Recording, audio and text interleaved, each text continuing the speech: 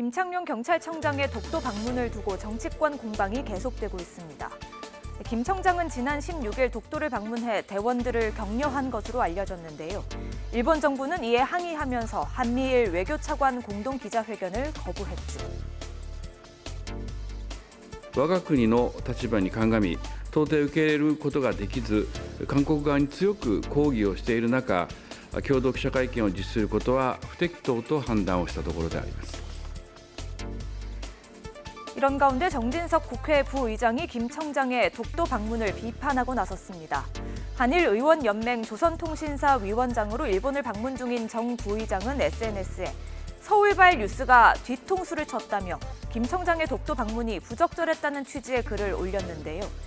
그러면서 일본은 국민의힘 윤석열 대선 후보의 부상에서 한일 관계 개선에 희망을 찾고 있다며 일본 측 관계자들이 한국의 정권 교체를 바라고 있다고 주장했습니다.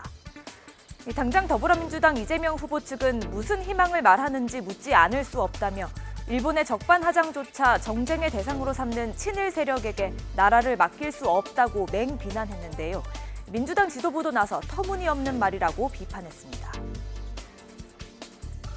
일본을 방문 중에 하실 수 있는 말씀인가 의문이 들기도 하고 외교를 하러 가셨으면 외교를 하셔야지 국내 정치를 외국에서까지 하신 것에 대해서 대단히 유감스럽다는 말씀을 드립니다.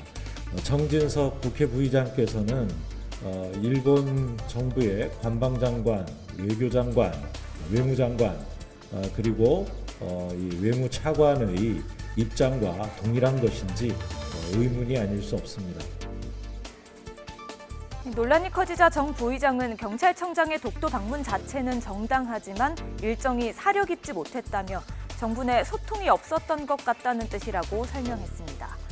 이에 대해 경찰은 김 청장의 독도 방문은 치안 현장 격려의 성격으로 외교부 등 관련 부처와 사전 실무 협의를 거쳤으며 별다른 이견이 없었다고 강조했는데요. 정의용 외교부 장관도 경찰청장의 독도 방문은 당연한 임무 수행이라고 강조했습니다. 역사적으로나 지리적으로나 국제법적으로 명백한 우리나라의 고유 영토입니다. 최근 경찰청장이 독도를 방문하여 독도 경비를 책임지고 있는 20여 명의 경비대원들을 격려하고 이들의 활동을 점검한 것은 경찰청장으로서의 임무 수행을 한 것으로 우리는 당연한 것으로 판단하고 있습니다. 실제로 지난 2009년 강희락 당시 경찰청장 역시 독도를 방문했고 당시 일본 측은 공개 반발하지 않은 것으로 알려졌습니다. 2012년에는 이명박 당시 대통령이 현직 대통령으로는 처음으로 독도를 방문했습니다.